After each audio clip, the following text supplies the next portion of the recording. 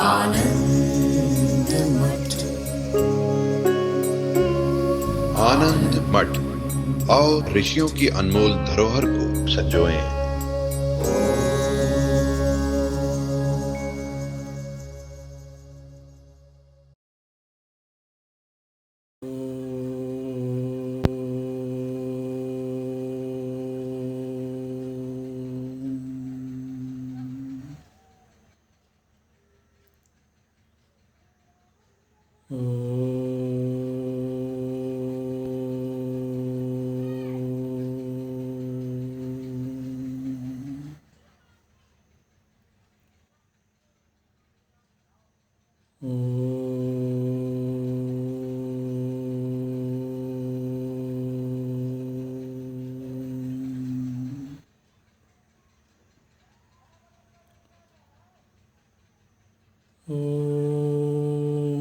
भद्रं कर्णेभिः शृणुयाम देवाः, भद्रं पश्येमाक्षभिर्यजत्राः, स्थिरैरङ्गैस्तुष्ट्वागुंसस्तनूभिः व्यशेम देवहितं यदायुः।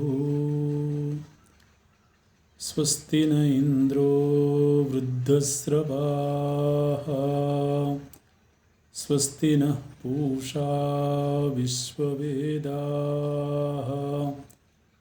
स्वस्ति नस्तार्क्ष्यो अरिष्टनेमिः,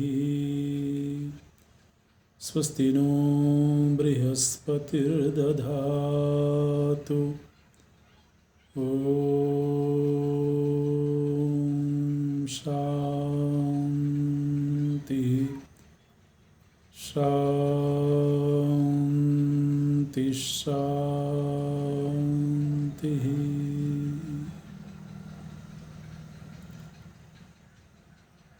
सच्चिदानन्दरूपाय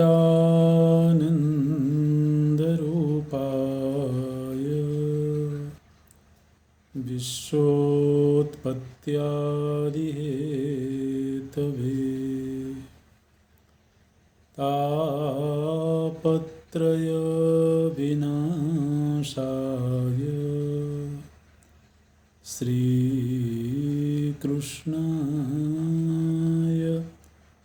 वयं नमः।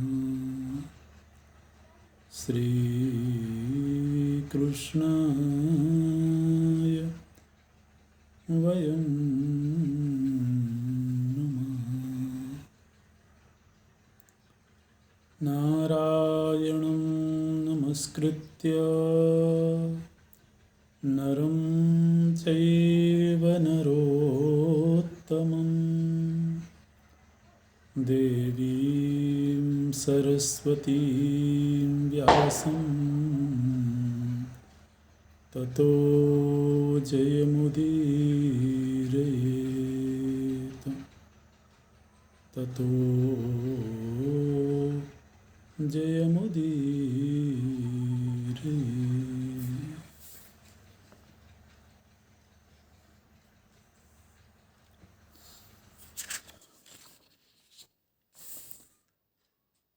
महाभारत युद्ध संपन्न होने के बाद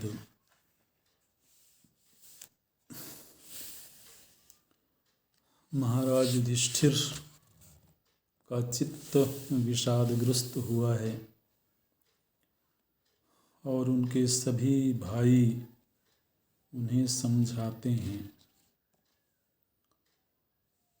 और इतना गहरा विषाद हुआ है कि वो राजपाट और गृहस्थाश्रम को छोड़ करके सन्यासी के रूप में जीवन जीने का संकल्प ले रहे हैं और इस संकल्प को कई बार दोहरा चुके हैं।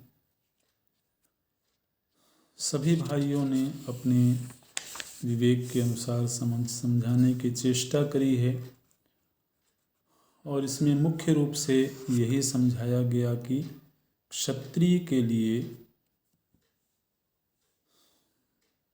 राज्य करना, धर्म रक्षा करना ही कर्तव्य है और वही आपको करना चाहिए।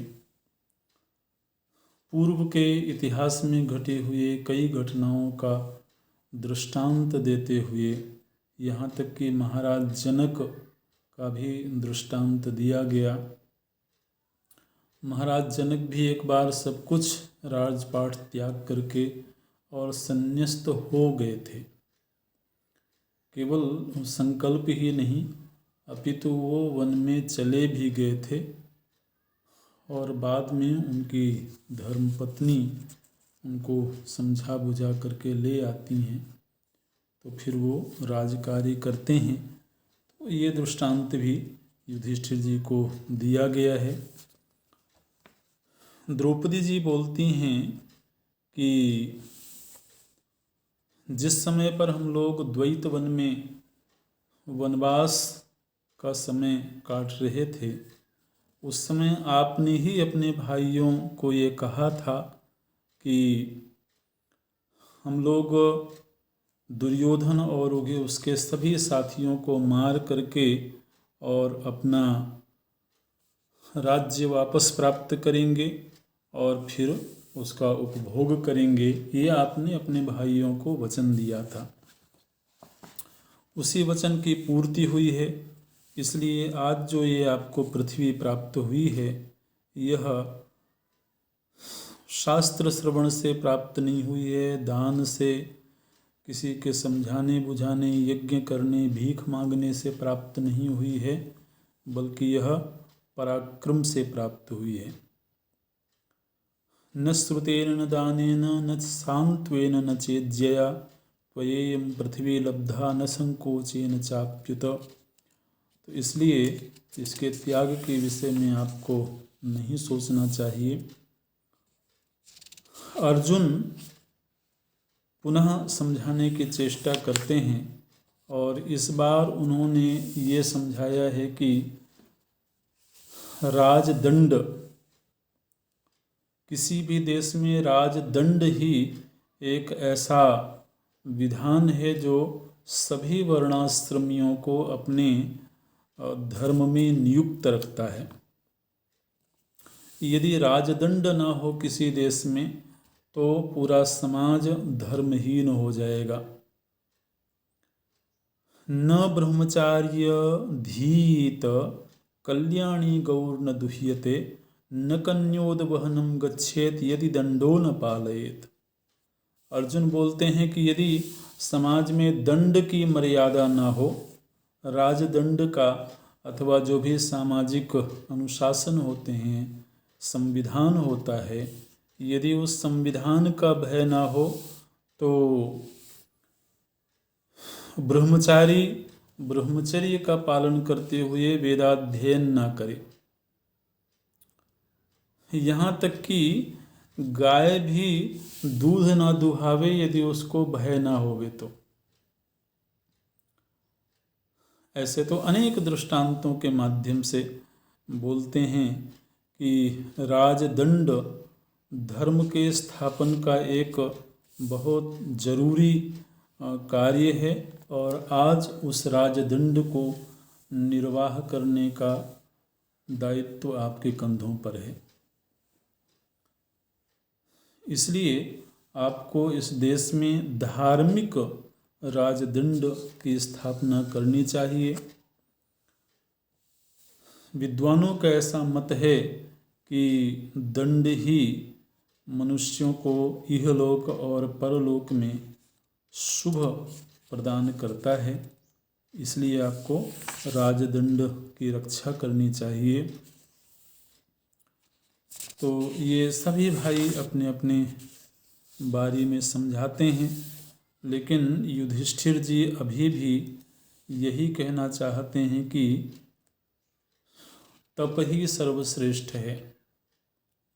सर्वस्व त्याग पूर्वक तप वृत्ति का जीवन ही अंततः मोक्ष का मार्ग प्रशस्त करता है। युधिष्ठिर जी बोलते हैं कि आप लोग केवल धर्मशास्त्र का अध्ययन करके और धर्मशास्त्र के अनुसार अपना विचार व्यक्त कर रहे हैं। लेकिन मैंने धर्मशास्त्र भी पढ़ा है और मोक्ष शास्त्र भी पढ़ा है, और मोक्ष शास्त्र का यह निर्णय है कि संन्यास वृत्ति पूर्वक आत्मचिंतन ही मुक्ति का मार्ग है। इसलिए आप लोग मुझे उसी मार्ग पर जाने दीजिए। तो ये युधिष्ठिर जी अपने मत की स्थापना करते हैं और बार बार करते हैं, कई तरीके से करते हैं। वहाँ उपस्थित अन्य संतों ने भी युधिष्ठिर जी को उपदेश किया है, और उसी क्रम में वेदव्यास जी युधिष्ठिर जी को उपदेश करते हैं। और वेदव्यास जी ने भी अनेक राजाओं के चरित्र का वर्णन करते हुए ये निर्णय दिया है कि क्षत्रिय को क्षात्र धर्म का ही पालन करना चाहिए।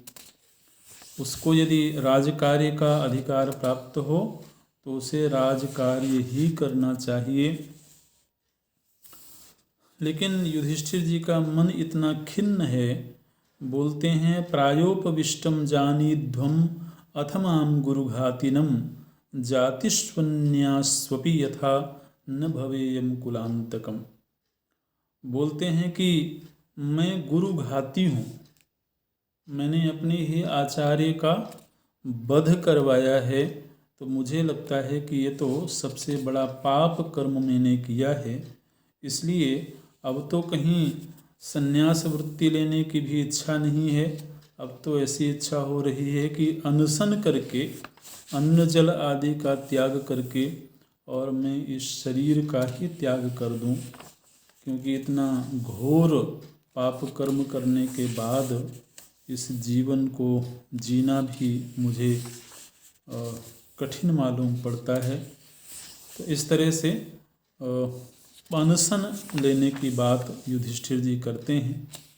तब भगवान कृष्ण सामने आए हैं, और भगवान कृष्ण अनेक लगभग 13 राजाओं के चरित्र को सुनाते हुए और उन्हें समझाते हैं कि राजन, आपको तो राजधर्म का ही पालन करना चाहिए। अच्छा, तो ये संवाद गंगा जी के तट पर ही चल रहा है, और वेदव्यास जी के द्वारा जो यहाँ कुछ उपदेश किए गए हैं, उनमें से कुछ प्रसंग हम जरूर देखते हैं। बोलते हैं कि राजन, आप जो इस बात को लेकर के शोक कर रहे हैं कि आपने इतने क्षत्रियों का संहार किया है, वास्तव में आपने संहार नहीं किया है। उनके काल ने ही उनको मारा है। आप उसमें केवल निमित्त बनाए गए थे। वस्तुस्थिति ये है कि उनकी मृत्यु का काल उपस्थित हो गया था, इसलिए काल के द्वारा ही उनको मृत्यु प्राप्त हुई है। यदि काल उपस्थित नहीं हुआ होता तो आप भी उनको नहीं मार सकते थे। ये बात जरूर है कि देवताओं के द्वारा, समष्टि के द्वारा आप लोगों को निमित्त बनाया गया, लेकिन काल ने ही आपको ऐसा करने के लिए नियुक्त किया था। मां विषादम कृथा राजन क्षत्रधर्म अनुस्मर। हे राजन, आप विषादम मां कृथा, आप विषाद मत करिए। स्वधर्मेण हता हीयेते क्षत्रियाः क्षत्रियर्षभ। ये सब अपने ही प्रारब्ध पूर्ति के समय पर मारे गए हैं, इसलिए आपको इनको लेकर के शोक नहीं करना चाहिए। आपको अपने आप को जिम्मेदार ठहराने की बजाय उन राजाओं के उन कर्मों को याद करना चाहिए जिन कर्मों की पूर्ति हो जाने पर उनकी मृत्यु हुई है। ऐसे और ये आपका जो मार्ग है ये देवताओं का ही मार्ग है। देवता भी इस मार्ग पर पहले चले हुए हैं, इसलिए आपको किसी भी तरह से पश्चाताप नहीं करना चाहिए। जहाँ तक आपके मन में ग्लानि है तो उसका एक तरीका है कि आप प्रायश्चित कर लीजिए। अच्छा, प्रायश्चित क्या करें? बोलते हैं अश्वमेधो महायज्ञ प्रायश्चित्तम उदाहृतम तमाहर महाराज विपापमयिवम भविष्यसि। बोलते हैं कि राजन, आपके लिए केवल एक ही प्रायश्चित निर्धारित है और वो है अश्वमेध यज्ञ। तो आप पहले विधिवत राजपाठ को स्वीकार करिए और फिर योग्य ऋत्विकों के द्वारा, ब्राह्मणों के द्वारा आप अश्वमेध यज्ञ का अनुष्ठान करिए। अश्वमेध यज्ञ जब आप विधिवत संपादन करेंगे तो उससे पूर्वकृत सभी अनुकूल प्रतिकूल का प्रायश्चित हो जाएगा, इसलिए आपको प्रायश्चित करना चाहिए। अच्छा, जब ये प्रायश्चित का प्रसंग आया तो युधिष्ठिर जी ने पूछ लिया। बोलते हैं कि आप कृपा करके ये बतावें कि कौन कौन से कर्मों को करने पर व्यक्ति को प्रायश्चित करना चाहिए। प्रायश्चित का एक प्रकरण यहाँ पर आया, जहाँ पर उन्होंने पूछा कानि कृत्येव कर्माणि प्रायश्चित्तीयते नरः किं कृत्वा मुच्यते तत्र तन्मे ब्रूहि पितामह। बोलते हैं कौन से कर्मों को करने पर व्यक्ति को प्रायश्चित करना चाहिए और किस प्रकार का प्रायश्चित करना चाहिए। तो यहाँ पर वेद व्यास जी ने बहुत सारे कर्मों को गिनाया है कि यदि ये कार्य जीवन में हो जाएं तो व्यक्ति को प्रायश्चित करना चाहिए। जैसे ब्रह्मचारी के लिए बोलते हैं कि यदि कोई ब्रह्मचारी है और वह सूर्योदय तक सोता रहे या कि सूर्यास्त के समय सोता रहे तो उसे प्रायश्चित करना चाहिए, क्योंकि ऐसा करना पाप की श्रेणी में आता है। पाप कर्मों का ही प्रायश्चित किया जाता है। तो कौन कौन से पाप कर्म हैं जिनको लेकर के प्रायश्चित करना चाहिए, तो यहाँ अनेक कर्म गिनाते हैं। कुछ की हम यहाँ पर चर्चा करते हैं, वो ज़्यादा नहीं करेंगे। बोलते हैं कि बड़ा भाई या बड़ी बहन कुंवारी हो और छोटा विवाह कर ले तो उसे प्रायश्चित करना चाहिए। उसको क्या परिवेत्ता बोलते हैं, संस्कृत में उसको परिवेत्ता कहा गया है। तो उसे प्रायश्चित करना चाहिए। अच्छा, कोई ब्रह्मचारी हो लेकिन उसका व्रत नष्ट हो गया हो, किसी ने द्विज की हत्या कर दी हो, अपात्र को दान दे दिया हो और सुपात्र को दान न दिया हो, कोई मांस बेचने वाला हो, कोई गांव में आग लगाने वाला हो, वेतन लेकर के वेद पढ़ाता हो, वो पाप कर्म की श्रेणी में आता है। वेतन लेकर के वेद पढ़ाना। अच्छा, फिर बोलते हैं कोई पशु का वध करता हो, घर में आग लगा देता हो, झूठ बोल करके अपना पेट पालता हो, ये भी पाप की श्रेणी में आता है। गुरु का अपमान करता हो, सदाचार की मर्यादा का उल्लंघन करता हो, पशु पक्षियों को मार देता हो, ऐसा पुरोहित जो अनधिकारी से यज्ञ करवाता हो, वो पुरोहित भी पाप का भागी बनता है। अच्छा, ब्राह्मणों से संस्कार तो करवा लेता हो लेकिन उन्हें दक्षिणा न देता हो, वो भी पाप का भागी बनता है। अच्छा जी, तो इस तरह से कुछ गिनाए गए हैं। बोलते हैं कि जो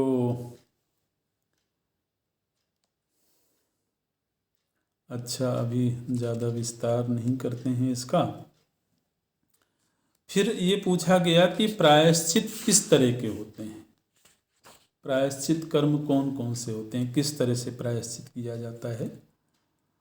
तो बोले देखो, प्रायश्चित उसी के लिए विहित है, एक तो जो प्रायश्चित करने के बाद पुनः वही गलती न करता हो। जिस गलती के लिए उसने प्रायश्चित किया है, यदि प्रायश्चित करने के बाद पुनः उस गलती को करता हो तो फिर वह पूर्वकृत प्रायश्चित निष्फल हो जाता है, और ऐसे व्यक्ति को प्रायश्चित का फिर अधिकार भी नहीं होता है। प्रायश्चित के लिए बड़े कठिन नियम बताए गए हैं, और किस किस पाप का किस किस तरह का प्रायश्चित होता है उसका भी विधान बताया गया है यहाँ पर। अच्छा, तो हम लोग आगे चलेंगे। तो यहाँ धर्म की बहुत विस्तार से चर्चा हुई है। वेदव्यास जी बोलते हैं कि युधिष्ठिर, ये बात सच है कि हमारे धर्मशास्त्रों में, हमारे मोक्ष शास्त्रों में धर्म की द्विविध प्रवृत्ति बताई गई है, एक प्रवृत्ति रूप धर्म और एक निवृत्ति रूप धर्म, ऐसे। लेकिन निवृत्ति रूप धर्म के लिए हर व्यक्ति अधिकृत नहीं होता है। जिसका अंतःकरण बहुत निर्मल हो गया हो, जिसके चित्त में वैराग्य प्रबल हो गया हो,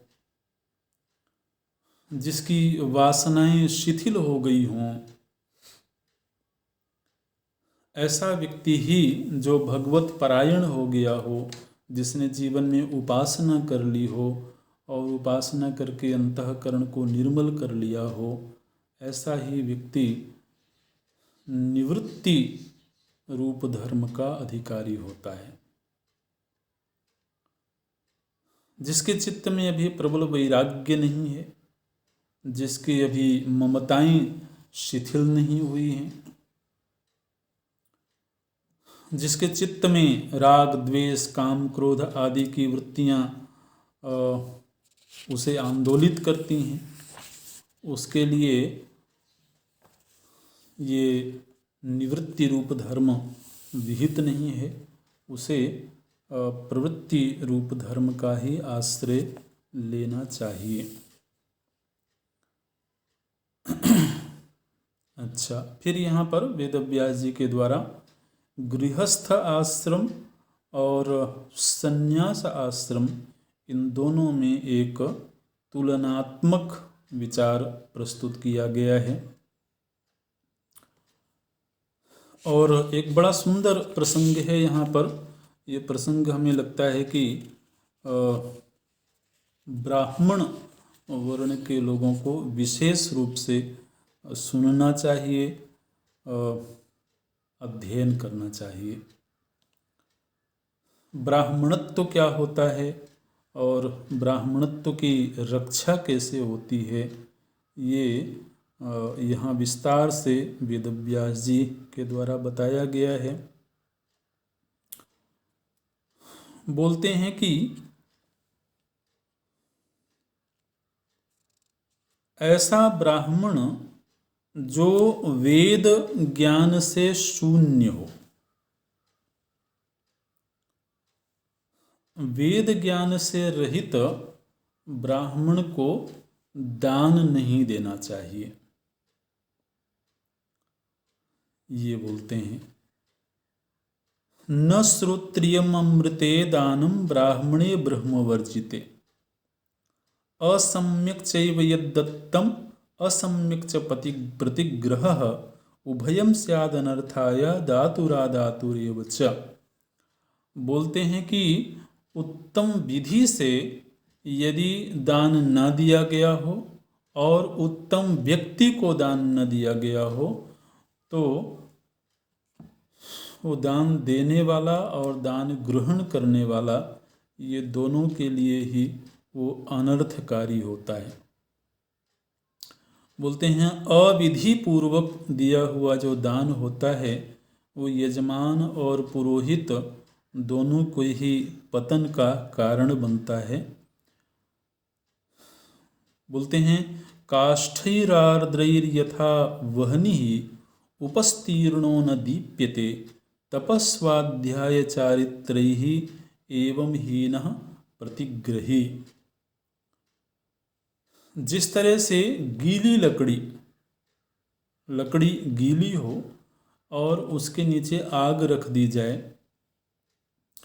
तो वो आग प्रज्वलित नहीं हो पाती है। ठीक इसी तरह से जो ब्राह्मण तप स्वाध्याय सच्चरित्र से रहित हो ऐसा ब्राह्मण भी दान में प्राप्त धन को पचा नहीं सकता है। जिस तरह से गीली काष्ठ गीली लकड़ी आग को प्रज्वलित नहीं कर सकती है, इसी तरह से वो ब्राह्मण जिसके जीवन में तप ना हो, जिसके जीवन में शास्त्र अध्ययन ना हो, जिसका सच्चरित्र ना हो, वह उस दान के धन को पचा नहीं सकता है।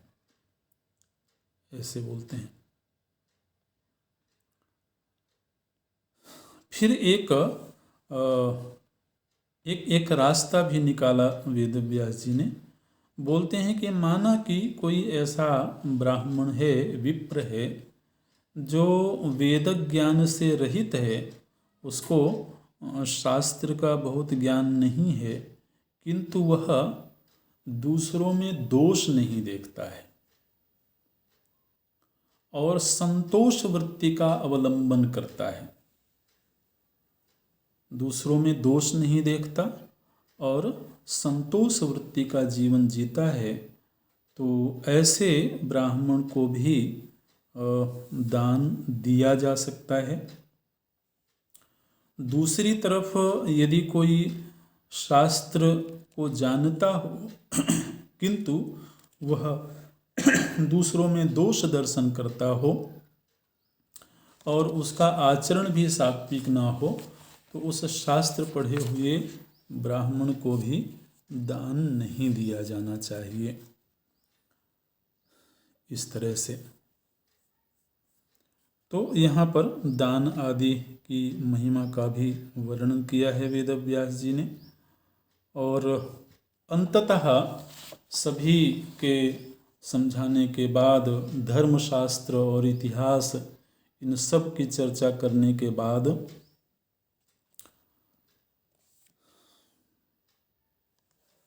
महाराज युधिष्ठिर का विषाद दूर हुआ है और भगवान कृष्ण ने थोड़ा डांटा भी है। युधिष्ठिर जी ने वेद व्यास जी से एक प्रश्न किया था कि भगवान, मैं चारों वर्णों का संपूर्ण धर्म और राजधर्म के यथार्थ तत्व को विस्तार से सुनना चाहता हूं। तो वेद व्यास जी ने कहा कि युधिष्ठिर, यदि आपको चारों वर्णों का धर्म क्या है, मोक्ष धर्म क्या है, राजधर्म क्या है, इन सब विषयों पर विस्तार से आप ज्ञान प्राप्त करना चाहते हैं, तो आपको भीष्म पितामह के पास जाना चाहिए। आपको भीष्म जी के पास जाना चाहिए। भीष्म इन सभी विषयों के यथार्थ को जानते हैं, ये वेदव्यास जी बता रहे हैं। और वेदव्यास जी बोलते हैं, वेदव्यास जी के लगभग भाई ही हैं भीष्म पितामह, तो इसलिए भीष्म जी की महिमा का गायन करते हैं। माता सत्यवती के पुत्र हैं व्यास जी, वेदव्यास जी, और महाराज शांतनु के पुत्र हैं भीष्म, है ना। तो माता और पिता अलग अलग हैं। तो इस तरह से वेदव्यास जी ने भीष्म पितामह के पास जाने के लिए युधिष्ठिर जी को कहा है। और भगवान वासुदेव, भगवान कृष्ण युधिष्ठिर जी को थोड़ा डांटते हैं, बोलते हैं कि युधिष्ठिर, आपको ये हठ नहीं करना चाहिए। जब वेदव्यास जी ने इतनी बार समझा दिया है कि आपको राजधर्म का ही पालन करना चाहिए, तो फिर आप क्यों हठ किए बैठे हैं। तो भगवान के थोड़ा डांटने पर फिर युधिष्ठिर जी का विषाद दूर हुआ है, वो शांत हो गए और फिर उन्होंने स्वीकार कर लिया कि ठीक है, हम लोग हस्तिनापुर चलते हैं। तो इस तरह से वहाँ की सभा, गंगा के तट पर ये चर्चा हो रही थी, वो सभा संपन्न हुई है और सभी लोग वहाँ से हस्तिनापुर के लिए प्रस्थान करते हैं।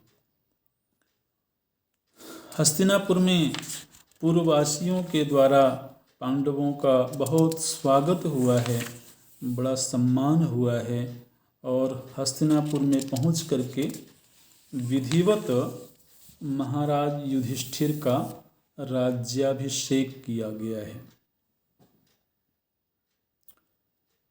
इस तरह से तो धर्मराज युधिष्ठिर उस काल की मांग के अनुसार राजपद पर अभिषिक्त हुए हैं। हालांकि उस समय पर महाराज धृतराष्ट्र भी हैं वहाँ पर, और वयोवृद्ध जो भी थे, विदुर जी हैं, संजय हैं, वेदव्यास जी हैं, तो इन सभी की उपस्थिति में महाराज धृतराष्ट्र का प्रथम जो अभिषेक है वो भगवान कृष्ण के द्वारा किया गया है। बोलते हैं यहाँ पर, तत उत्थाय दाशार्हः शंखमादाय पूजितम अभ्यसिंचन पतिम पृथ्व्याः कुंतीपुत्रम युधिष्ठिरम धृतराष्ट्रश्च राजर्षि सर्वाः प्रकृतयस्तथा। तो भगवान कृष्ण पांचजन्य शंख के द्वारा अभिषेक करते हैं।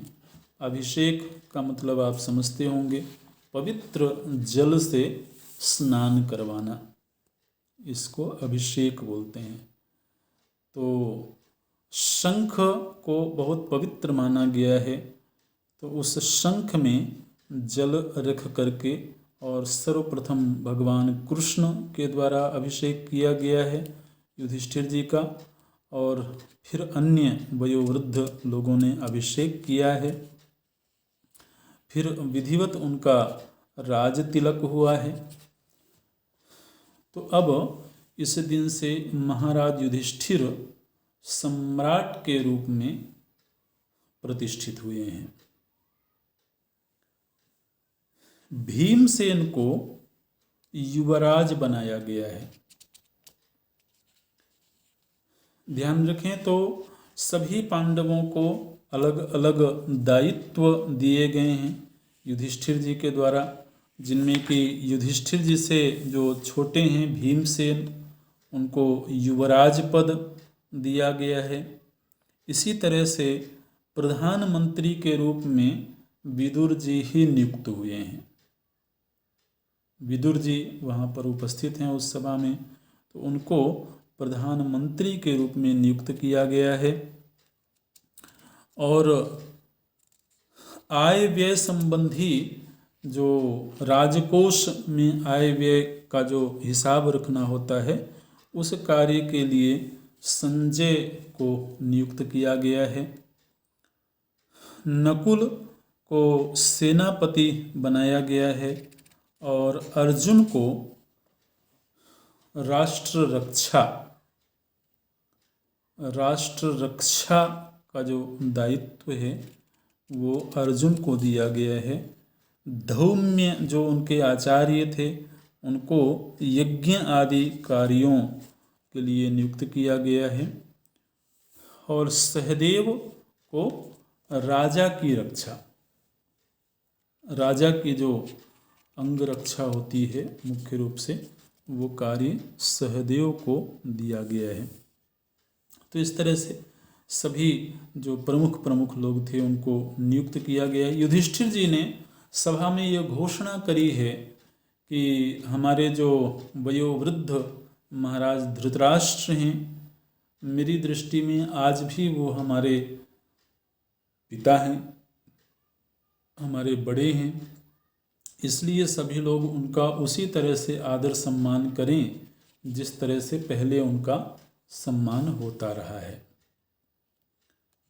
इस तरह से सभी लोगों को वहाँ पर अलग अलग महल दिए गए हैं, निवास सभी के अलग अलग निर्धारित किए गए हैं।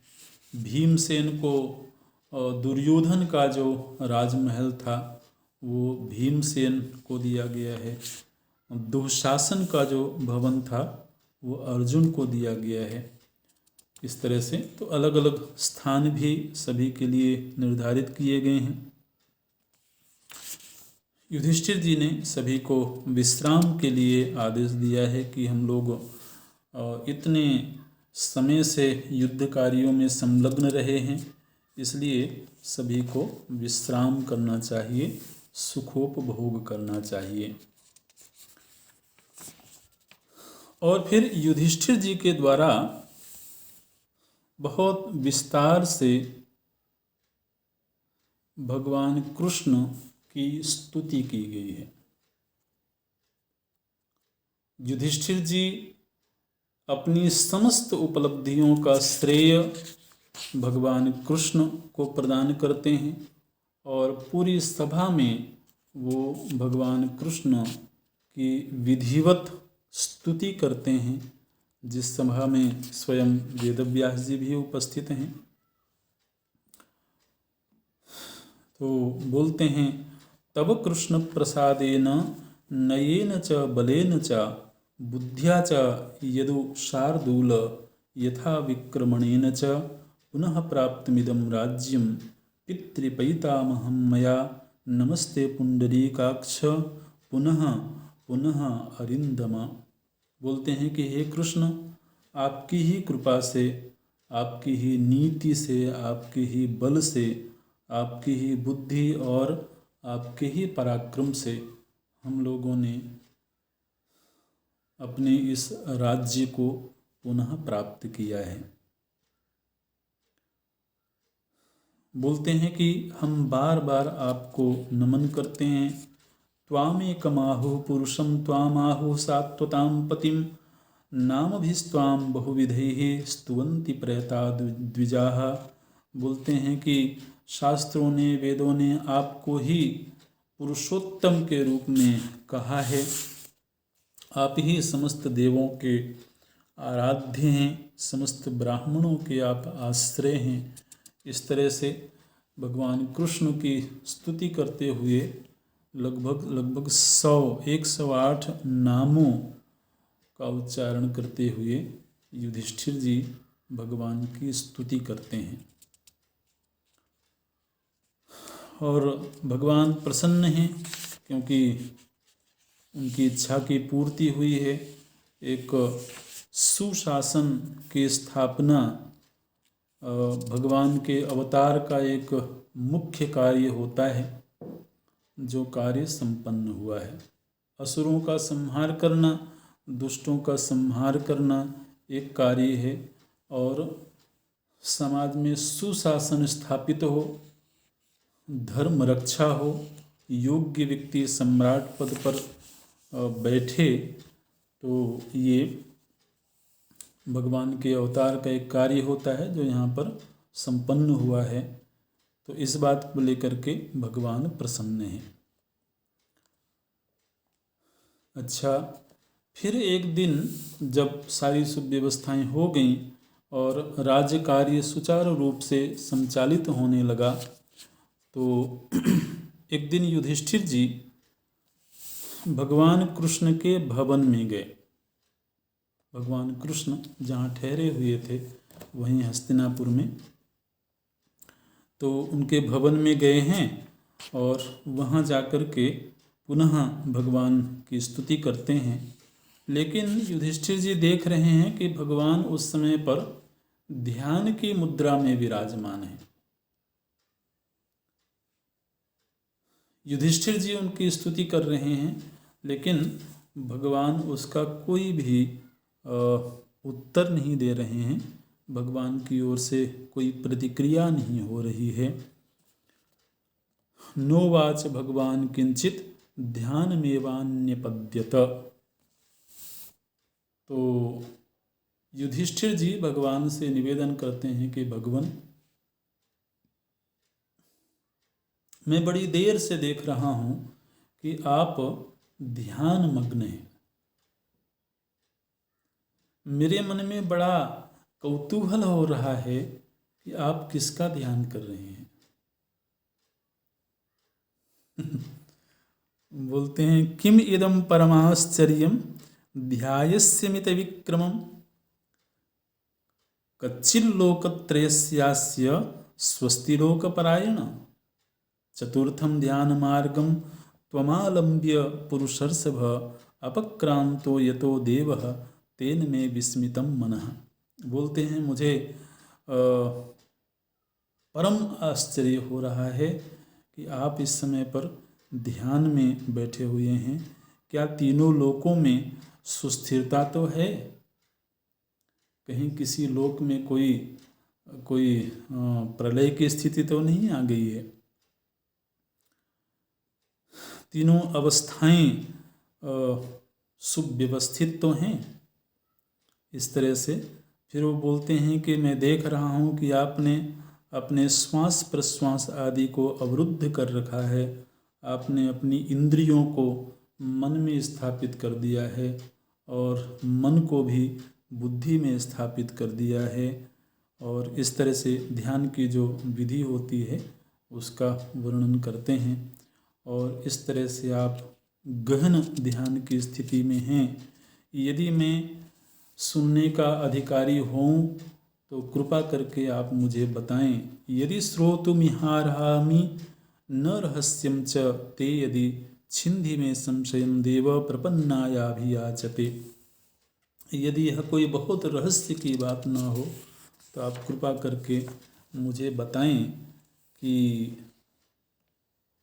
आप किसका ध्यान कर रहे हैं।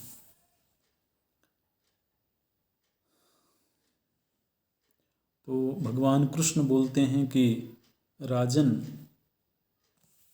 सरतल्पगतो भीष्मः साम्यन्निव हुताशनः मां ध्याति पुरुषव्याघ्रः ततो में तद्गतं मनः। बोलते हैं कि इस समय पर बाणों की शैया पर सोए हुए जो भीष्म हैं, उन्होंने अभी अभी मेरा ध्यान किया है। तो चूंकि भीष्म इस समय पर मेरा स्मरण कर रहे हैं, इसलिए मैं भी उन्हीं का ध्यान कर रहा हूँ।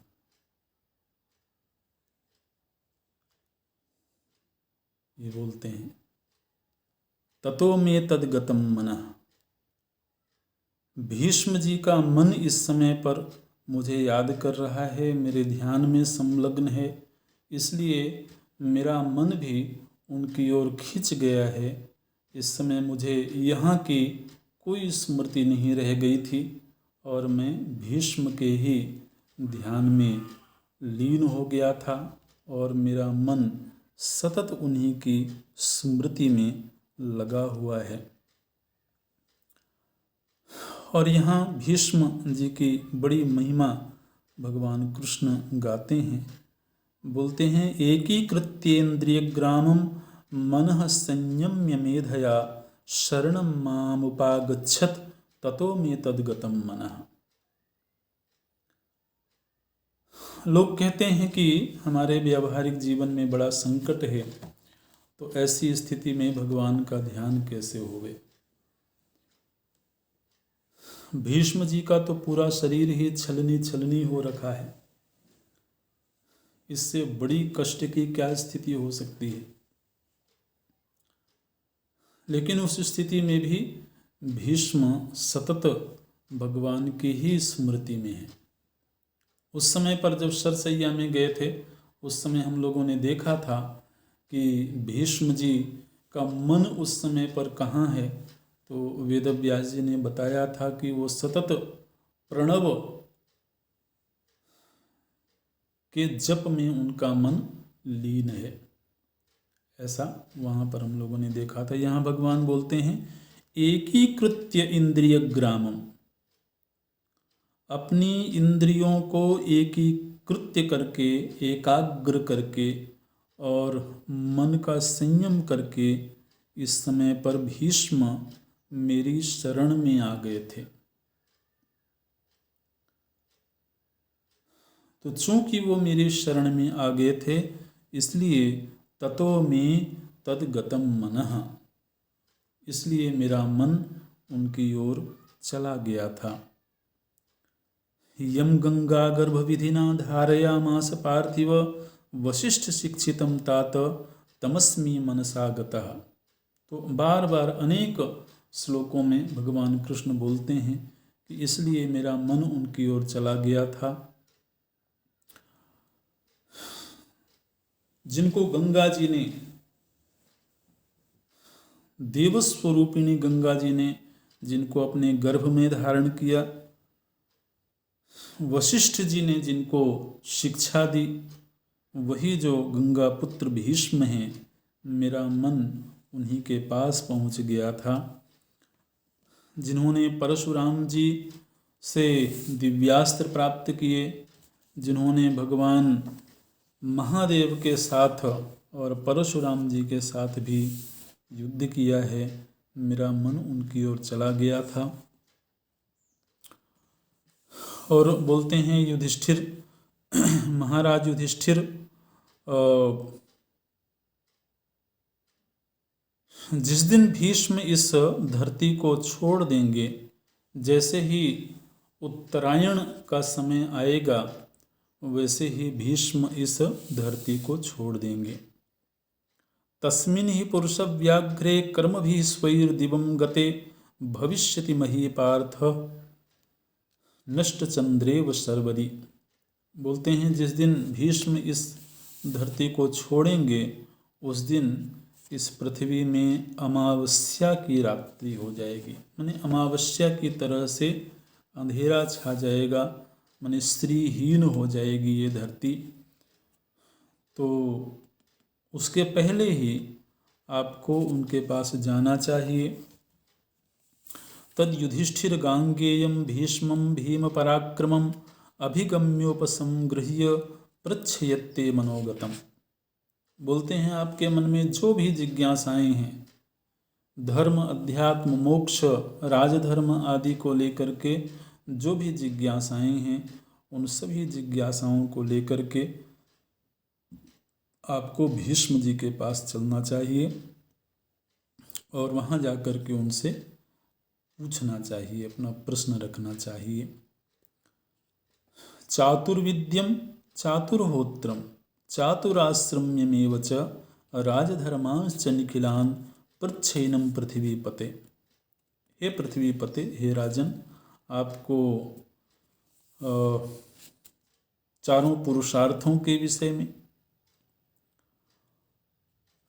यज्ञ के विषय में, चारों आश्रमों का धर्म क्या होता है उस विषय में, चारों वर्ण का धर्म क्या होता है उस विषय में, और राजधर्म के विषय में भी आपको पूछना चाहिए उनसे, उनके पास जा कर के। तो युधिष्ठिर जी ने भगवान कृष्ण से कहा है कि भगवान अवश्य हमको उनके पास चलना चाहिए, लेकिन बोलते हैं कि मैं अकेले भीष्म जी के पास जाने में बहुत संकोच का अनुभव कर रहा हूँ। मैं बहुत ग्लानि से भरा हुआ हूँ और इतना बड़ा नरसंहार हुआ है, स्वयं हमारे पितामह भीष्म हम लोगों की ही वजह से आज बाणों की सैया पर लेटे हुए हैं। तो ये सब बातें मुझको बहुत ग्लानि दे रही हैं, मेरा मन लज्जित है, इसलिए मैं उनके सन्मुख जाने में अपने आप को असमर्थ पाता हूँ। भगवान कृष्ण कहते हैं कि हम भी चलेंगे, सभी भाई मिलकर के चलेंगे। तो इस तरह से ये तय हुआ है कि सभी लोग भीष्म जी के पास चलेंगे। भगवान कृष्ण अपने सारथी दारुक को आदेश देते हैं कि तुम रथ तैयार करो और हम लोग अतिशीघ्र भीष्म जी के पास चलेंगे। अच्छा, उधर युद्ध तो संपन्न हो गया था, किंतु भीष्म जी ने अपने शरीर का त्याग नहीं किया था। उत्तरायण आने पर शरीर का त्याग करेंगे ऐसा उनका निश्चय था, लेकिन उनकी तपस्या, उनका व्रत, उनका ब्रह्मचर्य, उनकी धर्मनिष्ठा इतनी उच्च कोटि की है कि वो उस युद्ध भूमि में जिस जगह पर सरसैया में हैं वहाँ वो कोई एकदम अकेले ही नहीं छोड़ दिए गए थे। वहाँ महात्माओं का, ऋषियों का, साधुओं का एक पूरा समुदाय उनके आसपास एकत्र रहता था हमेशा, और वहाँ कोई ना कोई धर्म चर्चा, शास्त्र चर्चा होती रहती थी। ऐसे है, तो उसका यहाँ पर सुंदर वर्णन है। वो भगवान कृष्ण और सभी पांडव मिलकर के भीष्म जी के पास जाते हैं और फिर वहाँ धर्म चर्चा होती है। अगली कक्षा में देखेंगे। ओम पूर्णमदः पूर्णमिदं पूर्णात् पूर्णमुदच्यते पूर्णस्य पूर्णमादाय पूर्णमेवावशिष्यते। ओम शांति शांति शांति। हरि ओम। श्री गुरुभ्यो